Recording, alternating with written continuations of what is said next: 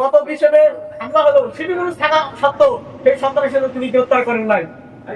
আমরা পুলিশ সুপারের কাছে আকুল আবেদন করাই দ্রুত সময়ের মধ্যে তদন্ত করে ওই সন্ত্রাসীদের আইন আওতায় আনবেন এবং নন্দন থানা ভারপ্রাপ্ত কর্মকর্তার বিরুদ্ধে আইন পদক্ষেপ করবেন।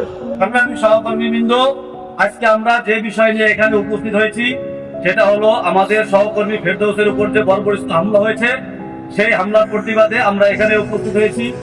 এই ঘটনার এতদিন পার হয়ে গেল, এখনো পর্যন্ত সেই মূল আসামি ধরা ছোঁয়ার বাইরে। এইটার পিছনে আসলে কারণটা কি? এই আসামি যে ধরা পড়তেছে না, এটার নেপথ্যের কারণ কি?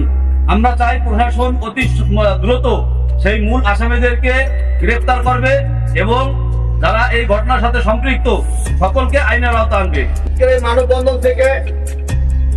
মানববন্ধন থেকে আমাদের মাদারীপুর জেলার সমস্ত সাংবাদিক ইউনিটের একটাই প্রত্যাশা, মাননীয় জেলা প্রশাসক মহোদয় অনতি বিলম্বে এই আমাদের সাংবাদিক ফেরদৌসের উপর হামলা যথাযথ বিচারের আওতায় আনবেন এবং আমাদের যত সাংবাদিক আছেন তাদেরকে নিরাপত্তা প্রদান করবেন। 30 তারিখে রাজৈরে সাংবাদিক ইউনিয়নের সহসভাপতি ফেরদৌসের উপরে যে সন্ত্রাসী হামলা হয়েছে, সেই হামলার প্রতিবাদে আজকে আমরা মাদারীপুর জেলা প্রশাসক কার্যালয়ের সামনে আমরা মাদারীপুর জেলা কর্মরত সংবাদকর্মী আমরা দাঁড়িয়েছি বিচারের দাবিতে।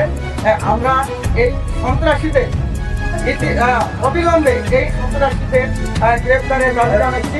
আজকে আমরা এখানে একত্রিত হয়েছি মানববন্ধন এবং প্রতিবাদ সমাবেশের একটাই কারণ, যেটার মূল বিষয় হচ্ছে সাংবাদিক নির্যাতনের প্রতিবাদ করা।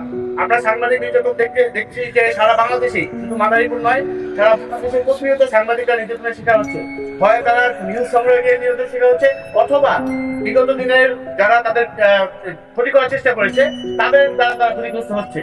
আমরা এই সরকারের কাছে দাবি জানাবো যে আমাদের যে সাংবাদিকদের গঠন নীতিমালা যে দেওয়া হয়েছে দ্রুত সেটা বাস্তবায়ন করে সাংবাদিকদের নিরাপত্তা নিশ্চিত করা হোক এবং সাংবাদিকদের সংবাদ প্রকাশে অবাধ স্বাধীনতা তারা বজায় রাখা হোক। সর্বোচ্চ শাস্তি নিশ্চিত করতে পারেন, এই কথা বলে আমি আমার সংক্ষিপ্ত বক্তব্য শেষ করি। ধন্যবাদ সকলকে।